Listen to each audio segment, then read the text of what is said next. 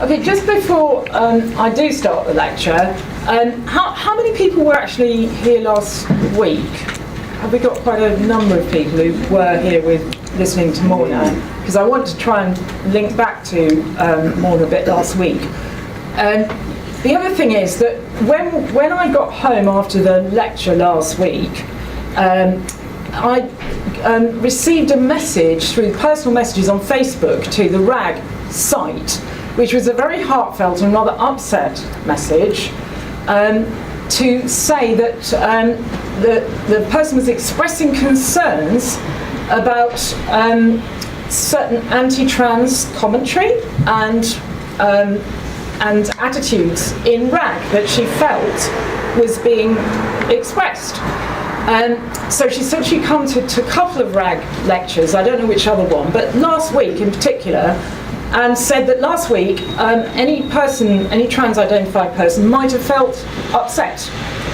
And I thought about that, I reflected about that, and tried to respond to her. In particular, I was responding that when it comes to hunter-gatherers, just as Morna was telling us, egalitarianism is never simple. It's incredibly complex and difficult. So with hunter-gatherers, gender is never simple, it's incredibly complex. But when I reflected, I thought, well, yes, there actually was some items in the conversation, in the questions and discussion, which a trans person might have felt was, just was getting too close, that was possibly attacking or making them feel uncomfortable.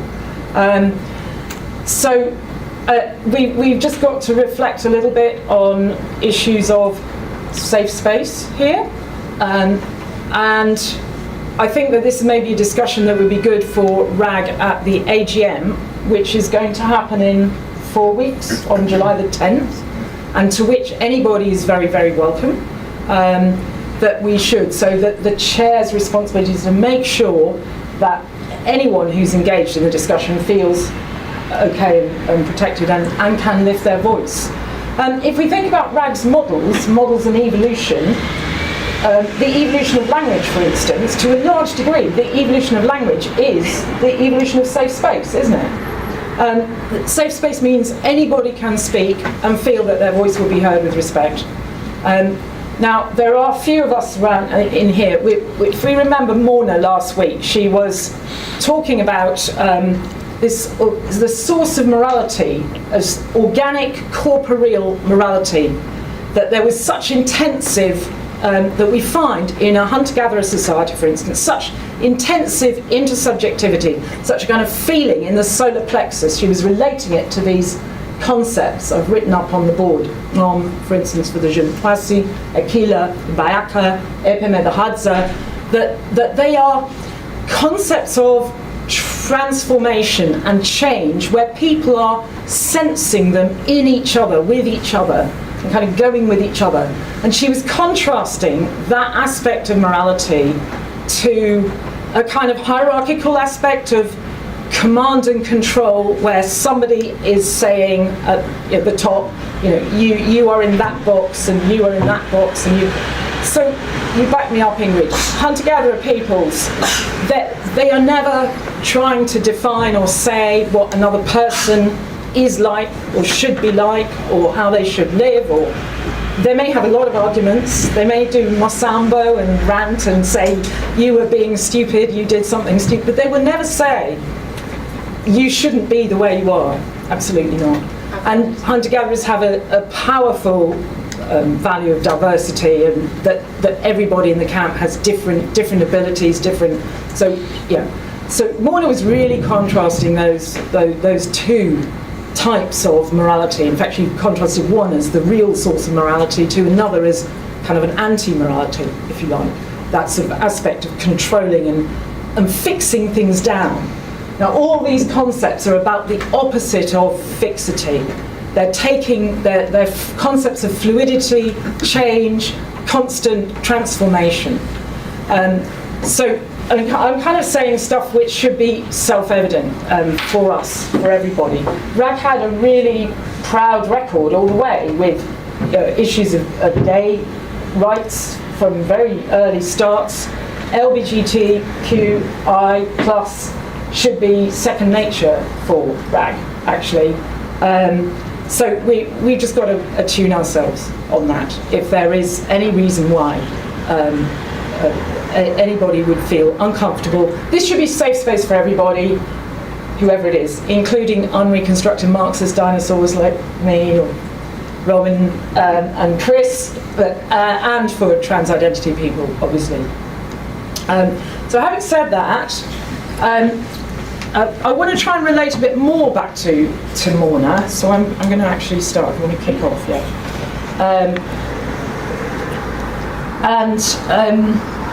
What's this one? Yeah, I'm going to talk about evolution, obviously, today. So, from a perspective, like a trans identity or gender fluid perspective, evolution must look like horribly heterosexist and cis. I mean, come on. You know, the one thing we know about our ancestors is they did heterosexual acts, pretty cis. That's for sure. We don't know much else about them, but we know that, because otherwise we wouldn't then be here. So it may appear on the surface that evolutionary models have to be horribly sexist, have to be horribly reductionist, and yet we say absolutely the contrary, that RAG's perspectives, RAG's models, are actually giving us an evolutionary perspective onto the whole range of human sexuality, the whole variety of human gender performance and practice, indeed. And I can say that all the research I've done in respect of RAG has been focused on gender, informed by hunter-gatherer gender cosmology for many decades. So that's kind of always been part of RAG's models.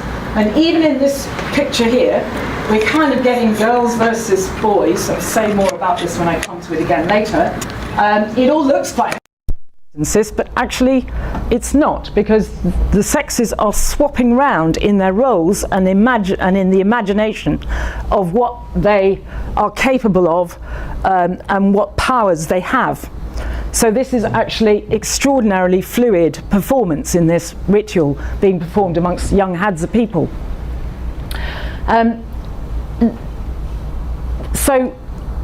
The focus in this discussion, did gender egalitarianism make us human, is very much on female strategies. Because I'm an old Marxist dinosaur, I look at very material economic problems of energy. So the material story of human evolution is the problem of energy. How did mothers get enough energy to give birth to increasingly, to raise, as the human lineage evolved, increasingly large-brained offspring? This is a problem of energy. How did they manage to do it? But in the course of doing that, in the course of solving that problem, which was fundamentally a female problem. So as a Marxist, I expect that there must be resistance amongst females, and females are going to solve that problem because it's their problem. In the course of doing that, there are a number of ways in which others and other genders get involved in that. So first of all, females are, we have the example of Sarah Hurdy's book, Mothers and Others, with the cooperative breeding. So females need others in the support, and the first who is the other in support is the mother's mother, fundamentally. Now that is kind of constrained by evolution, that's kind of constrained by biology and by the facts of selfish genes. You know, so we've got selfish gene biology kind of underlying the Darwinian models here, that the mother's mother will have sufficient cooperation to work with her daughter for the children. But as soon as Sarah Hurdy's arguing that cooperation gives rise to what we call intersubjectivity, the ability to start seeing ourselves as others see us. And as that's happening, then you start getting what Tomasello refers to as self-other equivalences. So you can start to change your carer from being your mother to her sister, to her aunt, to brothers. So the self-other equivalence means that this potential of care spreading, cooperation, spreads out and out and out very rapidly to include absolutely anybody, or carers, until the point where in hunter-gatherer camps, all adults are carers of all children. That is the ultimate point that it reaches. Yep. Secondly, the female strategies involve, or necessarily will involve, the female strategies required to enlist sufficient support and investment for their large-brained offspring requires coalitions of everyone. Okay, so they can't exclude anybody from the coalitions. They need the help of everyone. Against who? Who is the enemy? The enemy is a would-be alpha male, a male that is intent on grabbing pussy without, in academic terms, without providing investments. Okay, so that is like the enemy that everyone is in coalition against. So that coalition of everyone includes all of us, everybody, all ages, all sexes, all genders. The third thing that the female strategies, the evolutionary, so these are evolutionary strategies, do is they produce a revolution onto a whole new level, at the level of symbolic communication. Something completely new happens coming out, emerging from this female strategies with the coalition of everyone. And this is symbolic culture. Now what I wanted to say was to draw attention to these extraordinary concepts that Mona was taking us through last week. These concepts, for the Jeune Poissy, the Bushmen in Kalahari Bushman group, an idea of potency. The thing is, we can't translate these words, but potency that associates to the transformations in a girl's first menstruation ritual, healing rituals, Ekila of the Bayaka Benjele, associated to, again, a whole array of different meanings. Epeme in the Hadza, so this ritual of Maitoko is connected to the Epeme complex of the Hadza.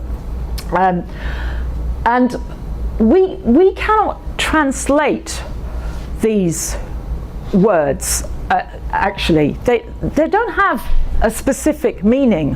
What it is about them is that they are always changing and changing their meanings. They're always transforming. What they seem to me to be are a kind of nuclear fissile core that goes all the way back to the very origin of symbolic culture itself and the creation of meaning itself. That what is symbol, what is metaphor, it is that one thing stands for another thing which it isn't, and it's a purely arbitrary conventional creation of meaning. So these words are exactly that capacity, that human capacity of symbolic cognition to agree a meaning and then change, and again agree a meaning and again change. So what's happening in these, what Mona was telling us of these rituals where the energy is like feeling all the way up, it just goes from the solar plexus all the way up our spines and is kind of joining the community so powerfully, is that people are able to jump, share a meaning, understand each other, jump again, share a meaning. So this is changing all the time, changing all the time.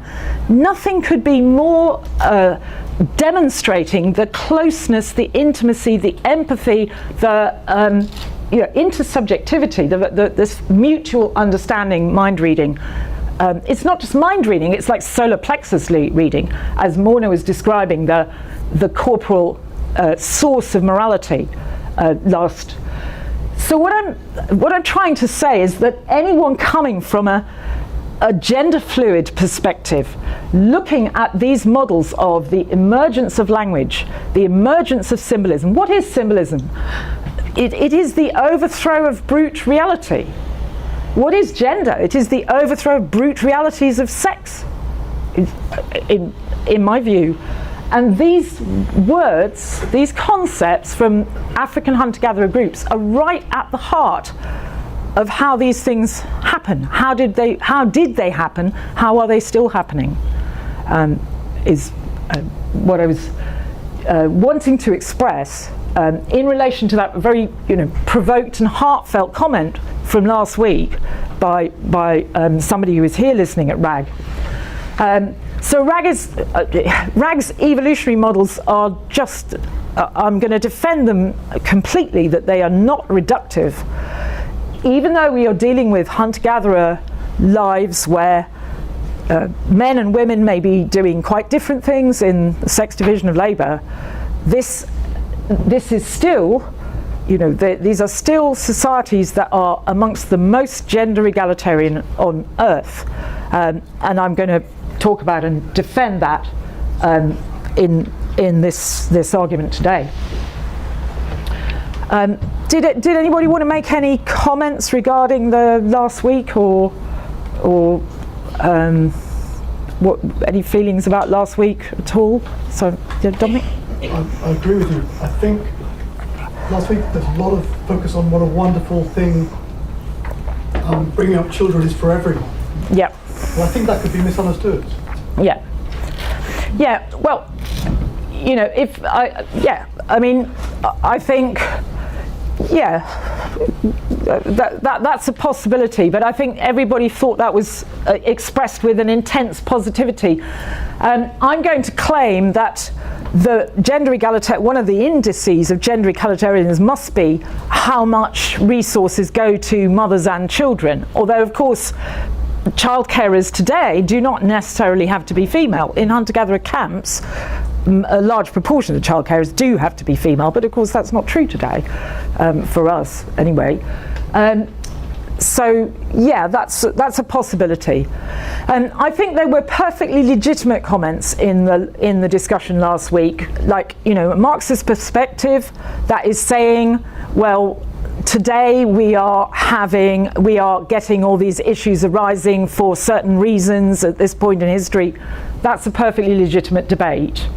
But making comments like a childless woman doesn't care about children, or something like that, or gay people don't understand the problems of families, that's absolutely not legitimate at all. And we know that. Yeah, we all know that. Anybody else had any thoughts? Yeah. In the hunter-gatherer camp, nobody's childless.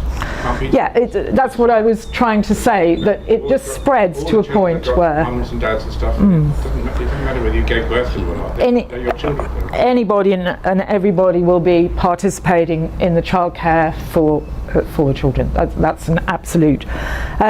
And really, we can compare, to some extent, the status of women in hunter-gatherer camps to women in our society. The extent to which we spend on nuclear weapons, Trident, compared to the extent to which is spent on nursery or pre-nursery care or childcare.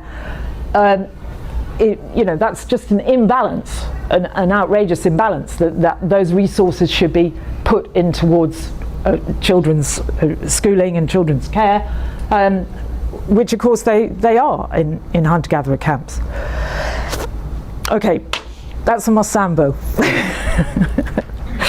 So let's get to the grist of it. Sorry, yeah. What were the comments that were complained about specifically? I didn't get into the nitty-gritty about it or say particularly, but I thought about it and thought that there might have been some the sorts of things that I was just saying. I mean, they were just stereotyped comments about the kinds of things that I don't think we need to. We can discuss in the pub more. It's not necessary here. I don't know anybody from last week who heard and thought it was, but somebody was moved to say. Well, she was saying that she felt UCL had very anti-trans, lacked a safe space, and she was saying that specifically that rag she hoped would be better, but she was finding not. But I had a good exchange with her, and she said she would be coming today. I don't know if she did. I couldn't meet her yet. Okay, we can take this and develop it on. I think it's a good idea for us to attune to the comments. I thought they were at least, well, they should be listened to, of course.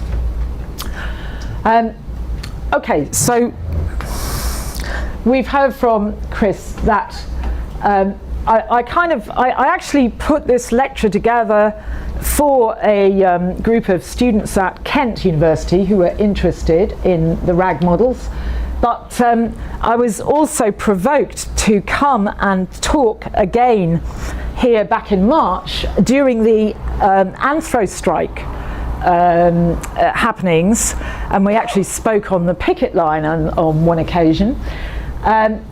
And Graeber and it was in response to Graeber and Wengrow's article, which appeared in an online magazine called Eurozyne. The reference to that, if you Google Graeber, Wengrow and Eurozyne, you will find it. The reference to it is in the little pamphlet, which is down at the back. And they're really concerned with the story about the origins of inequality. And basically, Wengrow's an archaeologist, David Graeber, famous cultural anthropologist.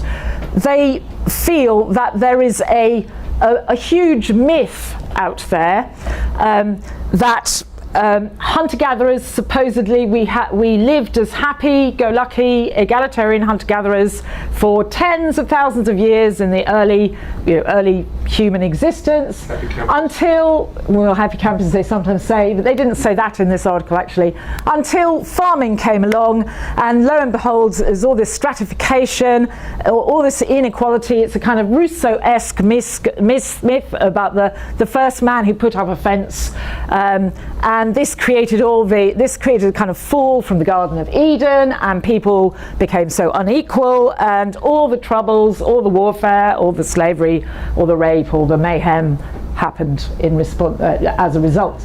They do not like this story. They like to show that hunter-gatherers can have slavery too. They can have both slavery and they can have egalitarianism, and what's more, they can move between the two during maybe a year or seasons. And they tried to show this with evidence from the Upper Paleolithic, looking at burials in the Upper Paleolithic. They also like to show that farming cultures may have very significant indices of egalitarianism, including like Neolithic farmer village systems like Çatalhöyük. And they want to defend civilization against all the charges that have been made, including by Marxists. They never mention Engels, actually. Engels, for some reason, is completely kept out of their discussion. But they want to defend civilization and say, well, humans have been just as good at resisting being oppressed in civilization as they ever were amongst hunter-gatherers, and there's probably just as much bad stuff amongst hunter-gatherers as amongst human civilizations and cultures that have arisen since our Paleolithic hunter-gatherer past.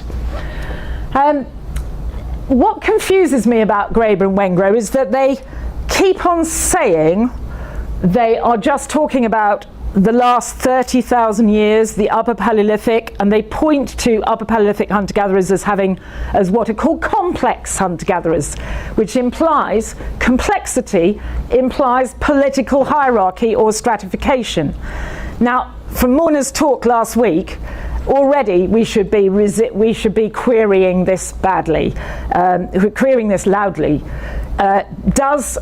Do you have to wait for hierarchy to have complexity? It's not totally surprising that archaeologists like to, because hierarchy brings them more interesting structures and more complex structures like pyramids and megaliths and all kinds of interesting things. Archaeologists probably aren't so keen on egalitarianism as they are on hierarchy. There's maybe not so much to see for in hunter-gatherer grass huts. There's not so much exciting stuff. So they try to say they're talking about 30,000 years. but actually they keep slipping back into diatribes of the ways that hunter-gatherers could be just as bad in maybe warfare or in slavery or in gender relations. They have all kinds of sort of smears about domesticity, living, men and women just living in small groups. Oh, there's going to be all this domestic violence going. They never say that. They're kind of implying it in there.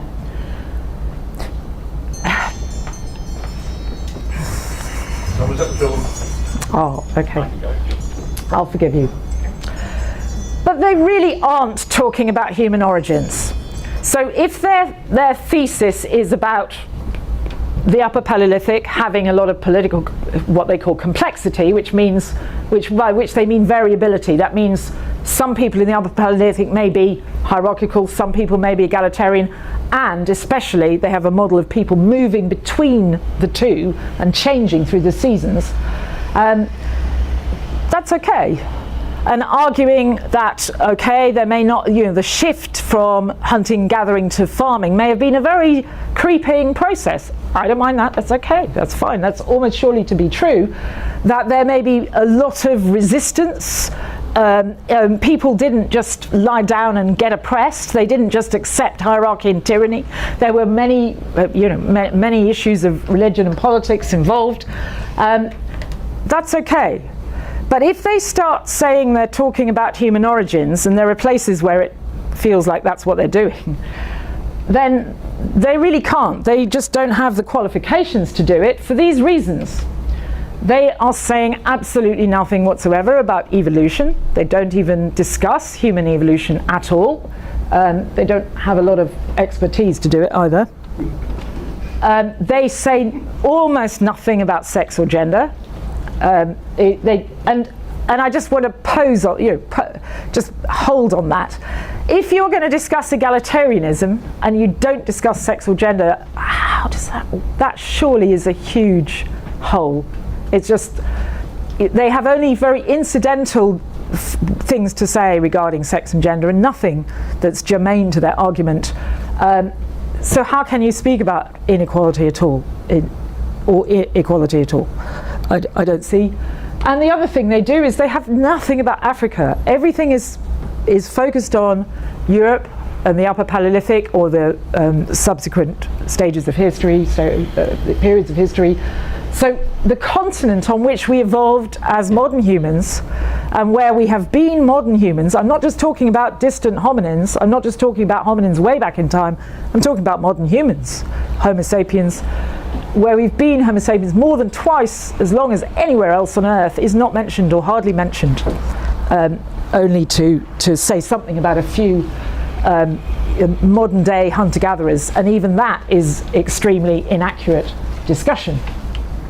So I'm going to say, Graeber and Wengrow, you actually aren't talking about human origins, okay? As long as you admit it, that's fine. But isn't the interesting question, rather than being the origins of inequality, from an evolutionary perspective, how did we actually become, it's not how we got to be unequal, but how did we become equal? Because if you look at that from a perspective of primates, non-human primates, whose societies are very much organized through dominance and subordination, and where there is rank hierarchy determining enormously the fitness of animals, the outcome for fitness of these of primates, to become egalitarian is, from a Darwinian perspective, enormously puzzling. Where did that come from? How did that happen? So egalitarianism is seen by most people, Graeber and Wengrow are trying to argue it, but most people will accept that a significant number of not every hunter-gatherer culture, there are differences, but what are known by James Woodburn as immediate return hunter-gatherers have a very serious degree of egalitarianism. And so how did that arise? And is this a deep time phenomenon? And I believe it must be. And how did that arise? Is it a part of our evolutionary past? I believe it must be. And it is, and I'm going to show you areas of evidence that I think prove we had this egalitarian past. Let's just say a few things about gender egalitarianism, what that implies. Can we define that a little bit more? So James Woodburn, in his discussion of egalitarianism in relation to immediate return hunter-gatherers, stressed that for hunter-gatherers, egalitarianism is asserted. It is constantly being worked at. You have to keep making sure that anybody who tries to get their head above the parapet and tries to act as the boss gets pulled down, and make sure that that egalitarianism it isn't a given, it's not like a human right, it's something that people work at. And Mona last week was telling us about that, about how people are so this constant kind of interaction that maintains egalitarianism. People are hunter-gatherer, people are always autonomous, and they are incredibly protective of their autonomy. They will maintain autonomy, their ability to make their decisions, to find their food and whatever resources they need. Above all, it's something very strong for hunter-gatherer people, and that would of course apply to women as well. Agency and decision making kind of linked to autonomy as extremely strong value for hunter-gatherers.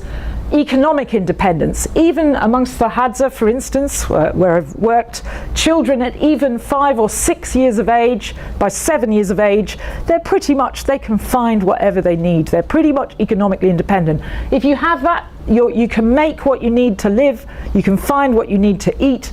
Nobody can tell you what to do because you've got that capacity to look after yourself. So nobody can boss you. As far as women are concerned, in terms of gender egalitarianism, evidently control over sexual and reproductive life is just a fundamental. That would be a fundamental that we would expect. Now, we do see, and that was part of what I was talking about at the beginning, that there are differences in sex roles in hunter-gatherer sex division of labour. This is very common, it's very normal. There sometimes is overlap of roles and there's flexibility, but sometimes certain things men do, some things women do.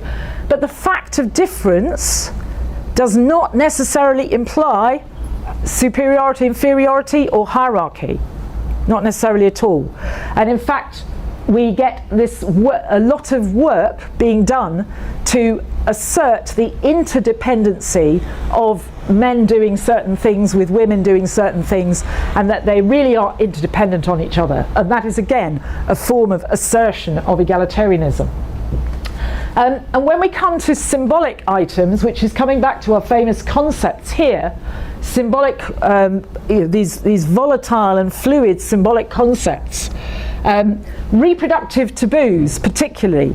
I was talking last week in an event to do with menstruation matters and menstrual taboos, and it has happened in the past that feminist anthropologists particularly, even where they cannot see very much reduction of women's status in the actual real life, which for hunter-gatherers that's usually the case, feminists may point to reproductive taboos, to menstruation taboos, and say, look, you see, woman's being devalued there. She's got to observe certain taboos. Well, for a start, most of those taboos are operating not just on the woman, but on everyone who's around her, including the men, absolutely including the men. And secondly, these taboos do not have any concept of pollution at all. They do have a concept of power. The concepts that are written up on the board, ekila, epimet, they are all what can be termed ideologies of blood. Now that idea is that the blood from women and the blood from game animals must be kept apart. But then the strange thing is that when a man is hunting, when he shoots an arrow, well, the metaphor for a girl who's menstruating is to shoot an arrow. And when a woman is pregnant, the way her husband tracks through the forest may affect, and the way he approaches certain animals may affect her fetus. So the tracking of an animal and the pregnancy of the woman are they get intertwined with each other. This is again an example of these kind of completely separated sort of roles or taboo powers being conflated and brought together. So a woman giving birth and a man killing a game animal and the blood falling on the earth become equivalent processes that almost change, they almost turn into each other. So there's an extraordinary equivalence actually being established in these very gendered symbolism. So these are aspects of going from sort of the basic economic aspects of personal and political life to symbolic aspects in which we would expect gender egalitarianism. Now, Frank Marlowe, who's a great evolutionary ecologist with the Hadza, working there for many years, using a large sample of hunter-gatherers. The sample he uses is always the most relevant from an evolutionary perspective. That is warm climate hunter-gatherers with non-equestrian. He doesn't include any hunter-gatherers who've taken in horses or for evident reasons. So they're warm climate hunter-gatherers, the most relevant for our evolution, including many of the African hunter-gatherers. And he tried to identify what things tend to lead to a greater egalitarianism in the particular society. And he came up with these factors. Mobility, highly significant. And we have quite a lot of studies which show that when hunters sedentarize, women particularly lose out. When they start settling down, women lose out from the ability to move about and use their networks and gain support if they're having a bad time in one community, okay, move out and find support elsewhere. So mobility is a key aspect. That goes along with multi-local residence. The ability the hunter-gatherers have to live, they may live with the wife's family, they may go and live with the husband's family, or they may go and live in their own place and other friends or relations. They have a creative capacity for creating these fictive relationships, fictive kinship, finding pathways of kinship to anybody that they, that they really want to establish the links with. Multi-local residence is part of the support structure very strongly. Then the third thing, which is really quite significant, again in relation to arguments that can be made by some feminists, feminists suggest sometimes that if you have a division of labour with men hunting large animals and women not allowed to hunt, that's the way it's often put, not allowed to hunt, then surely the men are gaining much more status and superiority, and the women are somehow regarded as inferiors. That they're being not allowed to hunt makes them that.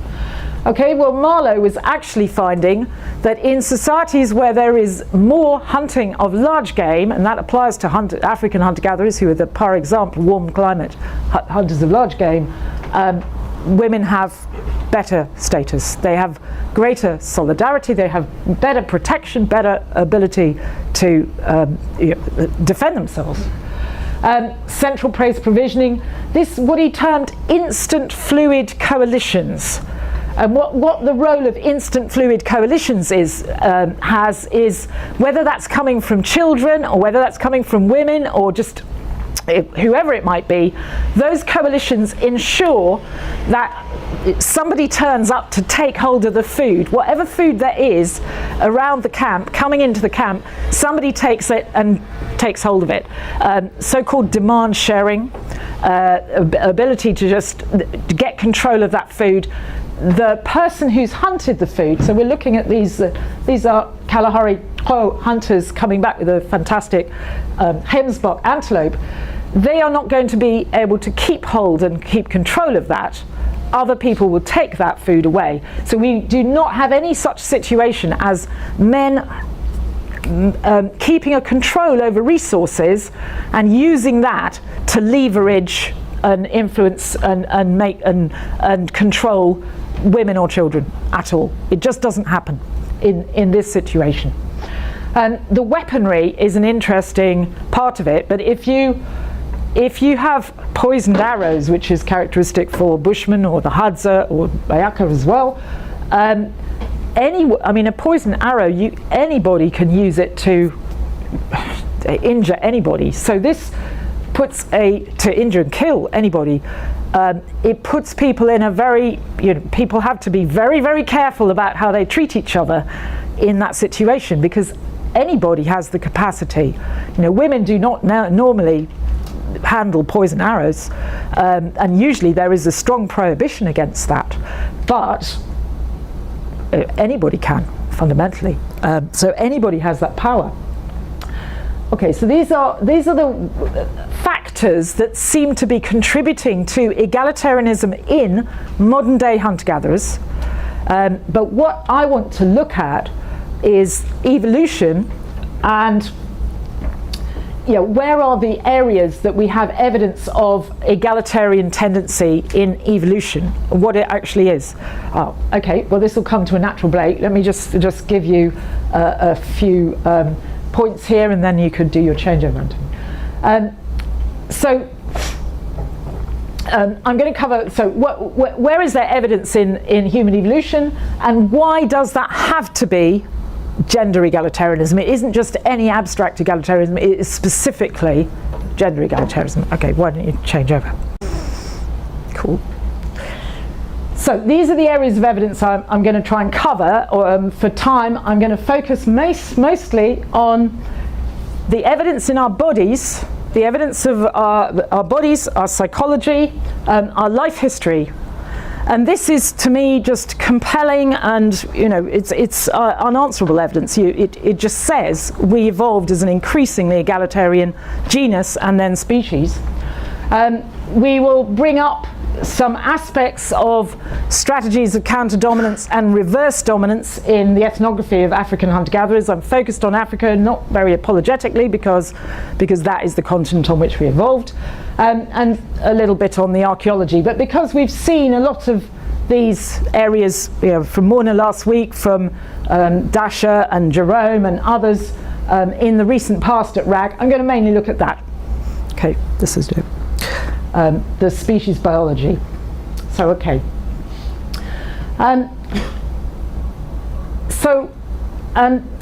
Sarah, I'm referring here to Sarah Hrdy's fantastic book, Mothers and Others, simply the best book written on human evolution this century.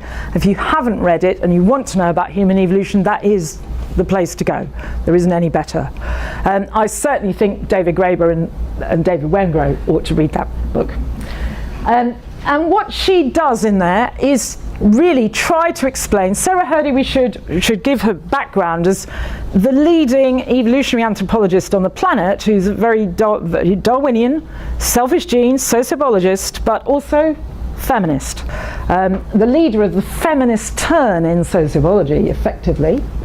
And she has a history of books from The Woman That Never Evolved, Mother Nature, and ultimately this one, Mothers and Others, is the kind of culmination. She worked originally with langur primates, the small temple monkeys, the Hanuman temple monkeys, and was observing their behavior, and in particular the female strategies that occurred amongst langurs to counteract male infanticide of their infants. So this was kind of seared into her consciousness at a very early stage. So she knows that she's a hugely expert primatologist. She's just encyclopedic and one of the greatest scholars on the planet in terms of primatology. And so she's asking the question, what really makes us different from the other great apes? What do we do that's different? The other great apes have so many capacities that are so similar to us. But this quality that we can call intersubjectivity, which is mind reading that goes in two directions. It's not just mind reading, but it's understanding the mental state, the emotional state of the other individual, and being prepared for the other individual to understand your emotional state. It's intersubjectivity. So what Sarah Hrdy argues, she has a very straightforward story about how did that happen to us in our ancestry, but it really doesn't happen to great apes. Great apes don't do intersubjectivity, not even the bonobos do, really. So they're very interested. Great apes are hugely interested in knowing what each other's going to do. They want to find out, what's he going to do next? What's she going to do next? They're watching, they're listening, they're watching that. But they're not interested or not motivated to let the other ape know what they are thinking, what that individual's thinking. They're not interested in inviting them in. So Sarah Hrdy's story is just so simple. She says, what set up the pressures for intersubjectivity is as simple as a mother, for the first time, a hominin mother in hominin evolution, gave her baby to another individual. And great apes never do that. A great ape mother will only in very exceptional circumstance give her vulnerable baby to another individual. It just doesn't happen normally in the wild at all. Now, what is the difference? What difference gets set up in those circumstances? If a mother gives the baby to somebody else as a carer, then immediately a selection pressure for all this creation of looking and gestures and sounds and checking each other out, checking out each other's eyes. So if I hand my baby to Robin, Robin's going to be looking at the baby and going goo goo goo, and the baby's going to be looking at Robin and trying to get him to smile, and the baby's going to be looking, where's mama? And I'm looking at Robin, everything's all right. And so you're getting a kind of interaction, three-way interaction, where each of the individuals in that triangle has to gauge the intentions of the others, has to try and consolidate and be really overt about their emotional states. As soon as that happens, the selection pressures are set up. Why don't great apes do it? Wouldn't it be a good thing for great ape mothers to have a break? I'm sure that many of them would love it, because great ape mothers are single mums who do all the work themselves. They just can't risk it. Hrdy describes the great ape mothers as hyper-possessive. They hang on to their babies because they can't risk it. Why not? They do not live with female relatives. They do not live with their mums or their sisters. Now, the situation with monkeys, and Sarah Hrdy looked at monkeys first. She was looking at langurs. The situation amongst langurs, where there is close female relationship, is different. We get babysitting with monkeys because monkeys live with female relatives, but with great apes, not.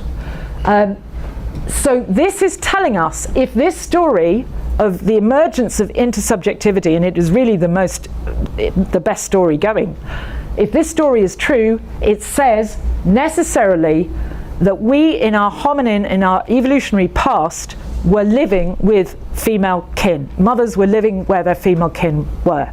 Okay, and so this really, Sarah Hrdy's model is a combination of Michael Tomasello's understanding of intersubjectivity amongst human children compared with great apes, for instance, and the famous grandmother hypothesis. So she's brought in the grandmother hypothesis to put it into this framework of what she calls cooperative childcare. Cooperative childcare becomes the matrix for our evolved psychology. Okay. Now, let's just mention, I'll just show this quickly without going into any elaboration, but amongst African foragers, the marriage and residence patterns, we did mention multi-local residence as a feature of egalitarian hunter-gatherers, but this has a life history that when a mother is very young, when she's having her first child and probably the second child, she is very likely to be living with her mother. Amongst all the African hunter-gatherers, we have evidence in population genetics and in residence data from the Hadza population genetics from Central Africa and Southern Africa. So this is a lovely Hadza grandmother who is living with her daughter and has all these grandchildren here with her, and that is typical. Later on in a woman's reproductive career, or maybe that's later, maybe her own mother is not alive anymore, she may be moving to other places, to her husband's camp and so forth, that this initial status of living with her mother is obviously very critical and important for.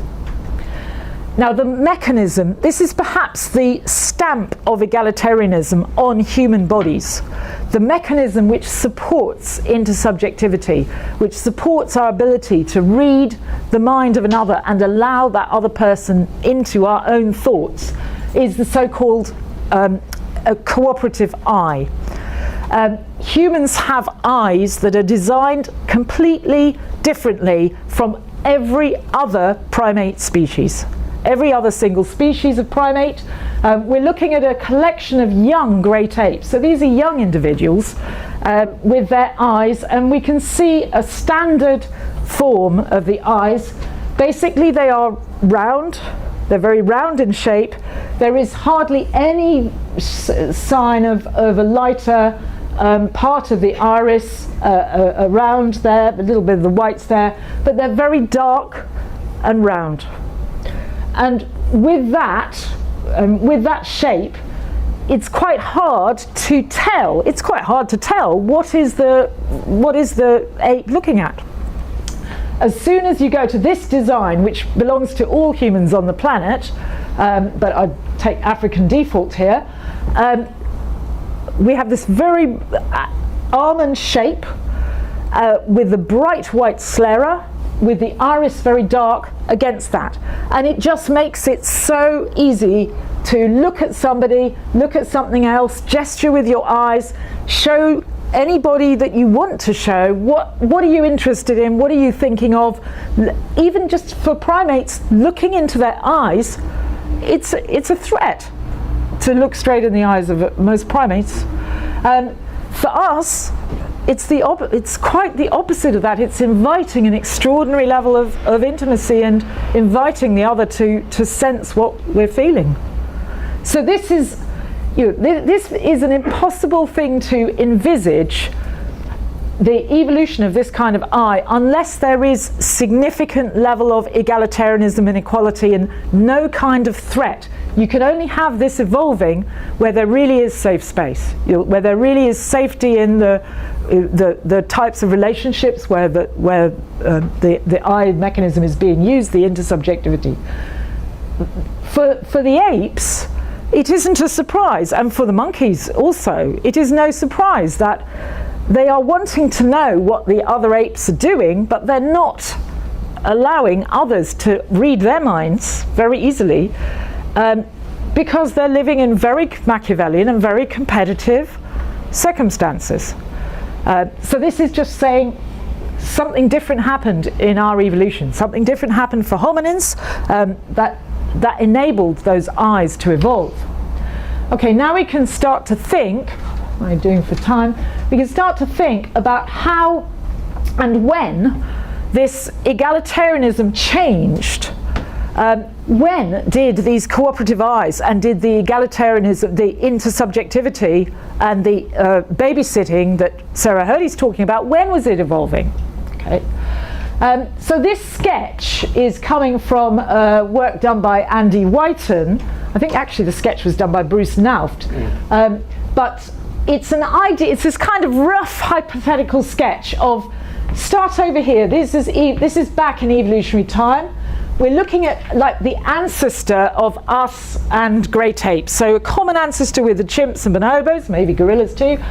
Pretty hierarchical, rank organized societies with dominant individuals, betas and gammas, and a lot of strife and plenty of Machiavellian cooperation as well. Remember that. These are very Machiavellian intelligent animals, we'll talk about in a moment, but it's hierarchical. Okay, so it's carrying on.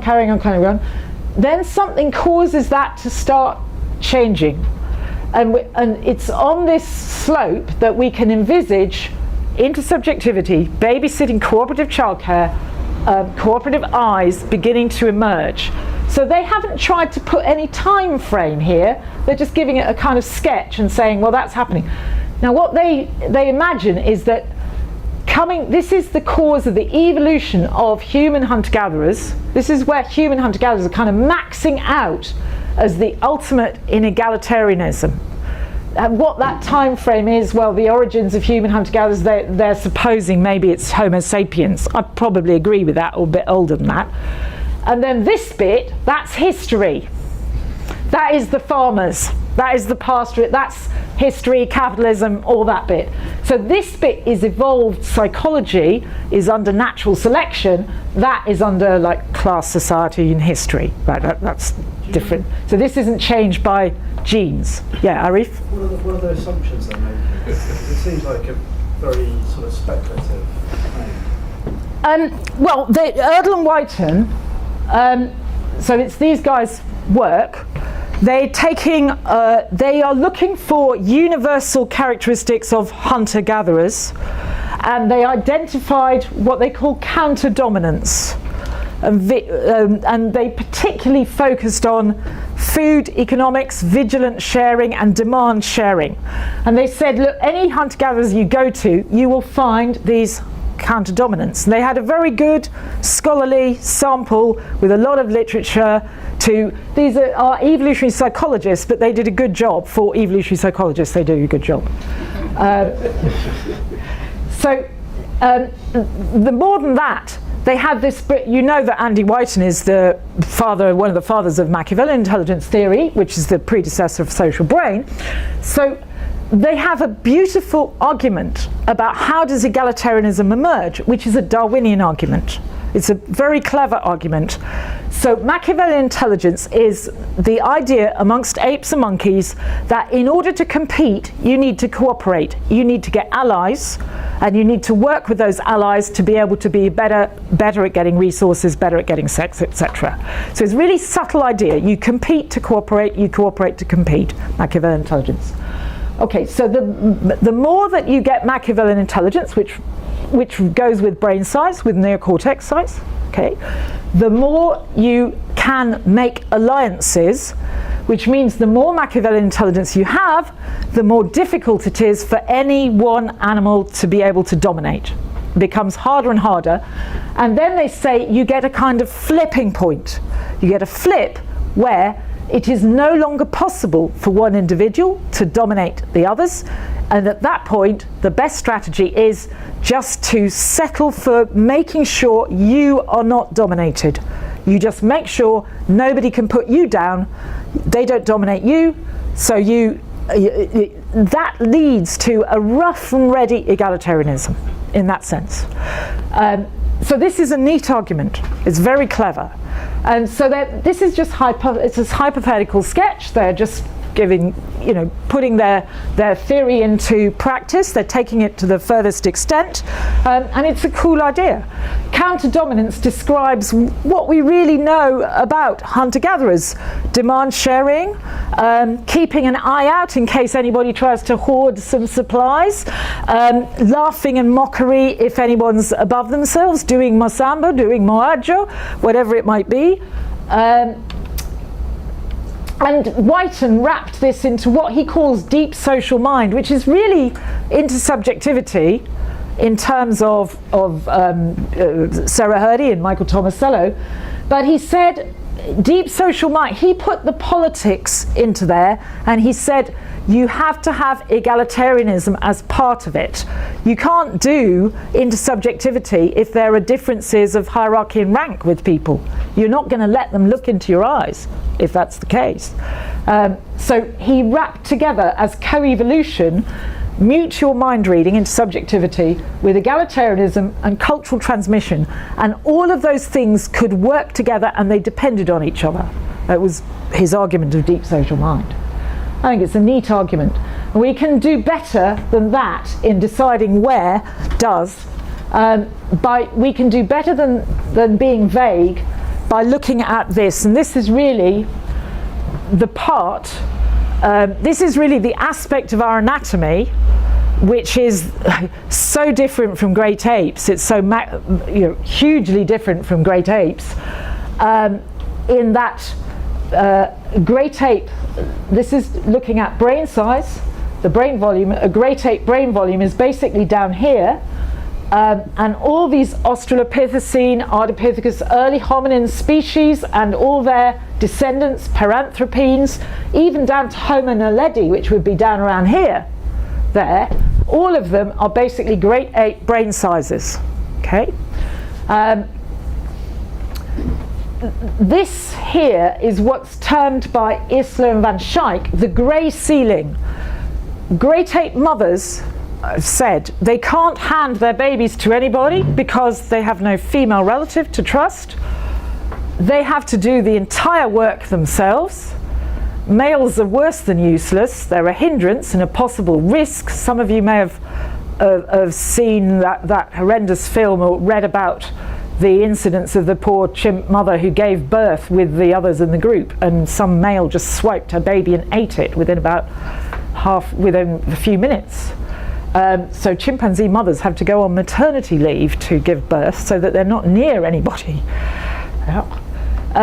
So males are worse than useless, and we have no reason to believe these species did anything else except ape motherhood with single mothers.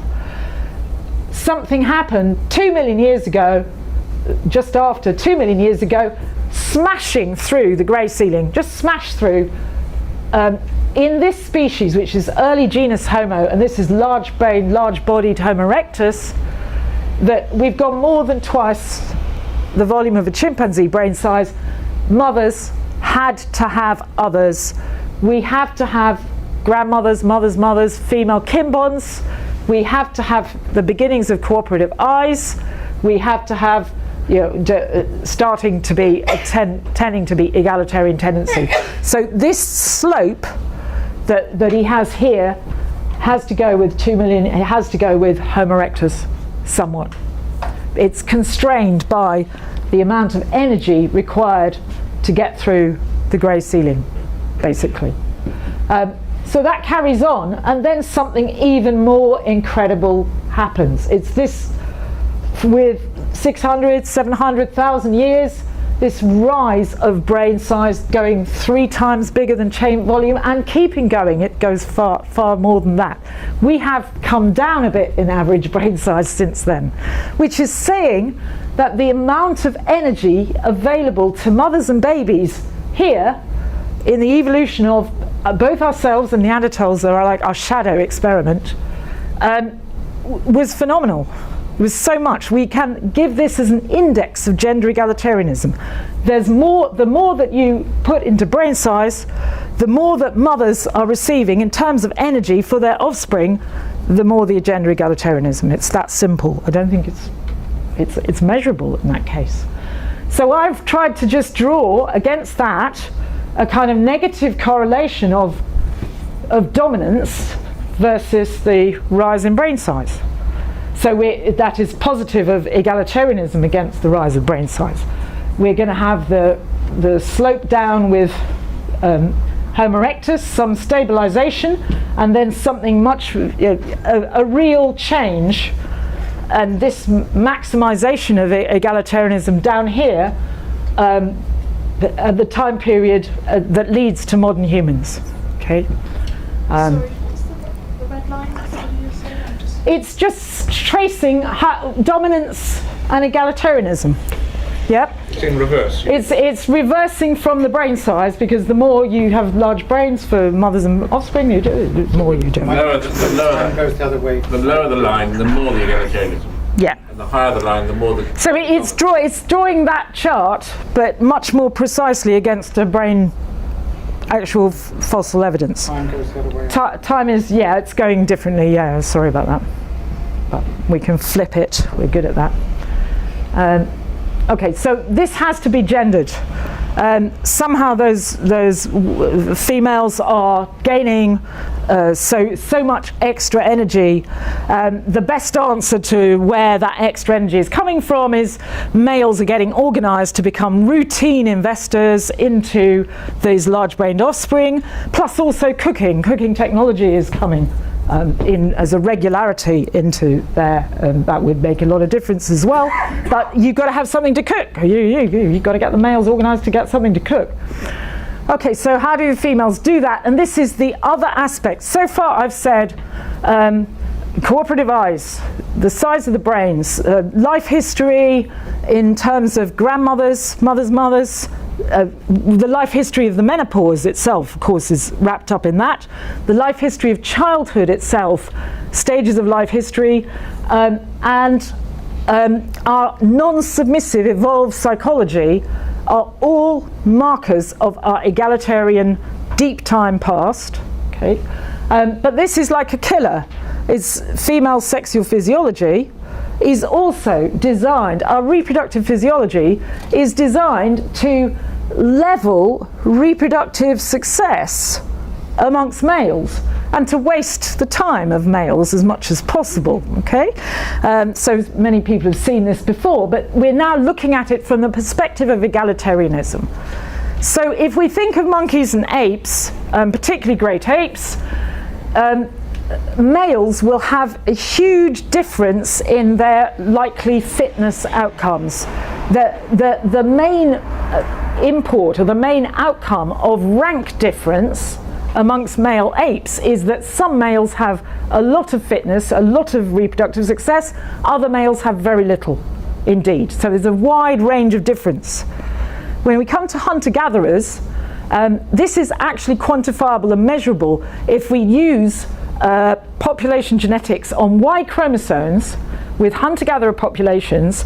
You will see an extraordinary variety of Y chromosome lineages for hunter-gatherers. Y lineages are various for the Hadza, for instance, and that means that nearly every man is having offspring. Nearly every single man. You would not get that with great apes, that every single male has offspring. Okay, how do females do it? They're spreading the chances amongst a lot. Now, why would they want to do it?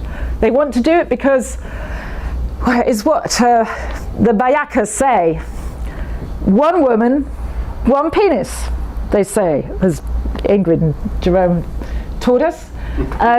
Because every woman, far from being a single mum and a great ape, every woman, if a male is useful, every woman needs one. Okay, so they need to share around the chances of sex and the chances of fertility with as many men as possible, to as many men as possible, and undermine any attempt by males to dominate and keep harems. They don't want that. If you need lots of food to ensure that your large-brained offspring gains, can grow up, you can't possibly remain in a harem with a dominant male. It doesn't work. So this design of humans, of women, for concealed ovulation that's unpredictable, it's very difficult for, if you have a boyfriend, and you're a woman, does your boyfriend know when you're fertile or ovulating? I bet you he doesn't. You might think he does, but he'd be very confused about it. And he's meant to be confused about it. He's also confused by the fact that we have a greater proportion of our cycles as sexual receptive. Almost any time of cycle can be sexually receptive.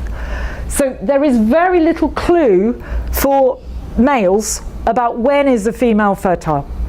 We're designed to really confuse that issue. We've been designed by human evolution to confuse it. Scrambles the information to the males about the moments of fertility, which means that if males are interested in getting a female pregnant, they've got to hang around. And if you've got to hang around a long time with one female, then it's very difficult to be a harem male and to guard one female, and whilst you're busy with one female, then some other male is going to be busy with any of the others. So this is undermining a dominant male monopoly of keeping many females. And as I said, the Bayaka have this ritual chant, one woman, one penis, which is part of their very important Ngoku fertility spirit rituals. Okay, so the other thing, how long should I go on? Maybe we should have a joke. I'm going to wind up with symbolism and then just say how symbolism got there. Is that it? Symbolism and language itself. I like this bit because it's kicking Graeber in the again. Symbolism and language itself require egalitarianism. So far I've been talking about biology, aspects of anatomy or psychology, but actually our symbolic cognition, the use of symbolism, is dependent on a level of trust that could only be fostered by egalitarianism. Okay. And I'm just going to invoke from cultural anthropologists, American cultural anthropologists, well, Victor Turner's British social anthropologist, but just cultural anthropologists talking about the symbolic, because they are the experts. Social anthropologists, the experts of symbolic. So Salins, when he used to do comparisons of hunter-gatherers, egalitarian hunter-gatherers, with the societies of apes and monkeys, he did that back in the 1960s. And he has this quote, "Culture is the oldest equalizer.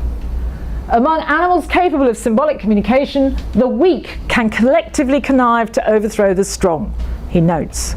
So he's talking about hunter-gatherer politics.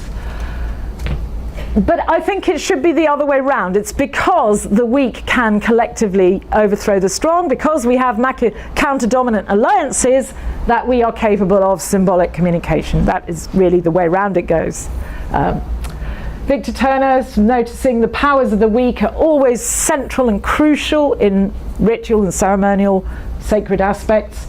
But this is the one I really like, this one from Graeber. I'm sorry if the people at the back can't. It is quoted in my little pamphlet, if you want to grab that for £1, if you like it. It comes from Fragment of Anarchist Anthropology. He copies this passage in many places, he's written it, but yeah, he does copy and paste, like the rest of us. He's talking about the powers of the bureaucratic state and the stupidity and idiocy of the bureaucratic state that doesn't have to think about what people are feeling. Yes, but actually what he's saying applies beautifully to the evolution of language too, quite simply. If you have the power to hit people over the head whenever you want, you don't have to trouble yourself much figuring out what they think is going on. Therefore, generally speaking, you don't. Hence, the surefire way to simplify social arrangements, to ignore the incredibly complex play of perspectives, passions, insights, desires, and mutual understandings that human life is really made of, is to make a rule and threaten to attack anyone who breaks it. Okay, so he's talking about the bureaucratic state, make it with its stupid, arbitrary fines and regulations, and that the normal human beings can't understand. But what he's mentioning here, this complex play of passions and perspectives, is everything that we've been saying about intersubjectivity, about this mutual capacity of understanding each other's point of view, the empathy, being able to put ourselves into others' shoes and negotiate and work out our mutual situation. It is about language requiring consensual process and safe space to operate. Language doesn't operate in any other way. You can't do the evolution of language without the evolution of safe space, is what I was saying earlier. And he's got it in one, except that he thinks he's talking about the state, and he thinks, and this is where he's going wrong. Salins was going wrong because he's putting it the wrong way round. Graeber's going wrong because he thinks that rules come from dominant individuals trying to give themselves an excuse to bash people up. But I don't think any dominant chimpanzee ever needed to give themselves an excuse to bash people up. They just bash people up. They don't need to find an excuse to do it. So rules are not going to be made up first by dominant individuals in hierarchies. They're more likely to be made up first by but as aspects of powers of the weak to protect those who are weaker, rather than used to give more power to those who are powerful. Okay, and what am I going to do now? Carry on a little bit more. What should we do? Just a little bit more to try and tie up on on Bohm's reverse dominance, and then our model, and then we can talk about it. I'm sorry it's gone a bit long because I started with a bit of a spiel at the moment. So where does morality itself come from? We heard a lot from Morna on the corporeal organic morality last last week. Christopher Boehm, alongside the counter-dominance model, which was purely Darwinian, purely kind of individualistic idea of resisting being dominated, was counter-dominance. Boehm opens that up to what he calls reverse dominance. This comes from Hierarchy in the Forest. And it's again a very simple story. Two types of primate coalition. You've got alliances that maintain dominance. So the alpha maybe goes to the gamma to keep the beta in their place. That's about maintaining dominance and status quo. Or you get alliances that resist dominance. Now that might be the gamma and the beta ganging up against the alpha, but they might also need to take all those under them as well. Now what Boehm is suggesting is that with primates you basically keep on sort of mixing between those two. But what happened with us, in the situation of increasingly egalitarian hunting, gathering economies, we generated what was called reverse dominance. Morality came from a wholesale coalition of everyone against someone who tried to become the alpha male, and everybody else with collective intentionality, what Thomas Sowell or John Searle would call we intentionality, became a kind of moral group resisting that. So he sees this as it's a kind of Durkheimian moral collective here, resisting someone who tries to dominate. Okay, it's a very abstract model. Who are these alphas? What are they doing? How are they trying to be alpha? Who are the rebels? Who are resisting them? Why are these strategies constantly repeated? How do they become so ingrained in us? Why are they constantly repeated? So what I want to do is to gender that model. I'm just going to put gender into it and we'll come out with something. So let's go back to our sexual signals. We said concealed ovulation, sexual receptivity, scrambles the information to males. Males don't know when females are fertile. This was a very important part of females maintaining reproductive egalitarianism, keeping one male each. Okay, but the trouble is menstruation. Menstruation's always the trouble. Menstruation gets the blame for everything. It's a giveaway, a reliable cue. Female isn't now pregnant. She can be made pregnant in the near future. So that menstrual female is the target. Any male in a Darwinian world is interested in a menstrual female. Menstruation causes conflict amongst the female group because the menstruating female might be able to take male investment away from the females who are pregnant and breastfeeding, the females who need the most energy. And it's going to cause conflict amongst the males too, because all the males are interested to find that, get close to, bring flowers, offer chocolates to that menstrual girl or woman. So I'm just jumping you through this. You've seen this a number of times, probably in the past, so I don't need to argue it very closely. As soon as there's one menstruating female, and we've got to remember that for hunter-gatherers, menstruation is relatively rare. Women are pregnant, breastfeeding, menopausal. Most of the female population will be. Menstrual cycling is relatively rare, so it will get a lot of attention.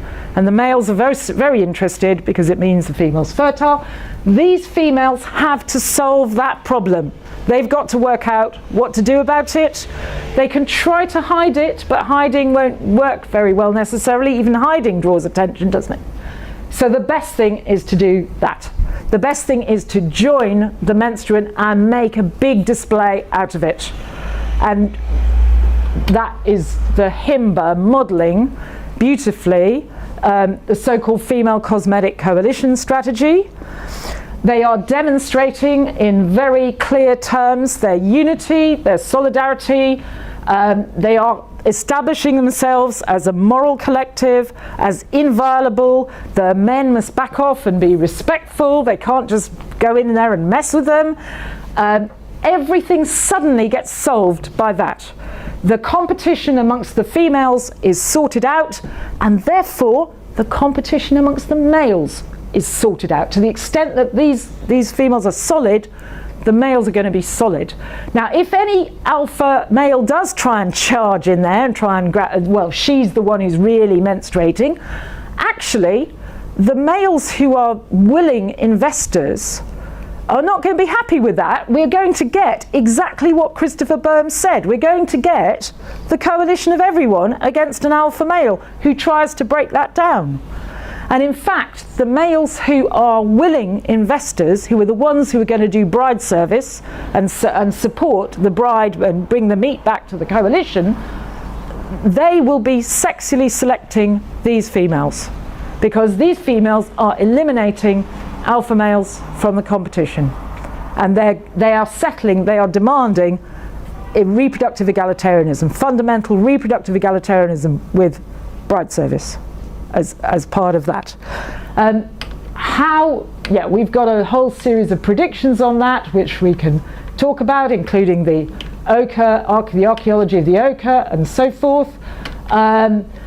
And the archaeology of the ochre I'm going to skip through, but this is really where the cosmology of the symbolic of all these concepts, these transformative potency concepts, ekila, epime, are stemming from. They're stemming from this symbolic construction of the female refusal. Now, Graeber has this lovely phrase of the culture as creative refusal. Well, this is the original culture as creative refusal. Wrong species, wrong sex, wrong time is the way females tell males no. We know in the era of Me Too, we know that males aren't very good at hearing no from females, because female bodies have evolved over evolutionary time to be super attractive to keep males hanging around. So telling them no and making them go away hunting is a big job. It requires rituals, days of rituals, days of singing and dancing. The girls in the menstrual hut, the women are all around her dancing this ancient music. They are actually with red ochre as well. We can't see it very, very clearly. They are doing this little mating dance where they're eland bull, they're elans, the mighty antelope, the eland, mighty antelope of Africa. They're mating with the girl herself is the eland bull. They have these horns which are used to poke the men, keep them at a good distance. The young Hadza women in Maitoko have the mythology. They identify with a matriarchal ancestress who used to have a bow and arrow and hunt zebra, and when she got a male zebra, and then she would cut off the penis and tie it on herself. So these girls are either the wives of Mambedoko or they're actually Mambedoko herself. So we have these menstrual rituals. This Elam bull dance is probably the prototype of human ritual. It always stretches back an ancestry all the way. So this is Maitoko again, and Ngoku for the Bayaka, where we have an extraordinary pantomiming of women pantomiming male behavior as they establish the ground for their rituals of the Ngoku fertility spirit, and they're dancing in these militant dance formations. So no man is coming anywhere. Jerome Ingrid has taken these pictures from a long way off because he can't go close, can he? The older women are showing the young women how badly behaved men are by acting out male sexual ineptitude. So there is a lot of hilarity, mimicry and ridicule and mockery which is leveling down the men as part of the Ngoku, as well as it being, very sacred and secret for and empowering for the women. Okay, so we're getting this, that's just more on the Elam bull dance, aspects of female solidarity, group solidarity, and from Central Africa, mechanisms by which women are creating that solidarity and asserting their egalitarianism as just fundamental core aspects of African hunter-gatherer life. But the biggest thing to emerge from these female strategies is symbolic culture itself, metaphor itself, language itself, as this capacity of sharing meaning and constantly changing, shifting and sharing meanings, as this creative ability of language itself. And I won't go into that. We'll leave the Upper Paleolithic. That was something that had to do with Wenger and Graeber. Just to say that we were listening to Morna last week, who co-edited with me this volume, The Human Origins, Contributions from Social Anthropology, and I think that's enough. Sorry to go so long. Thank you.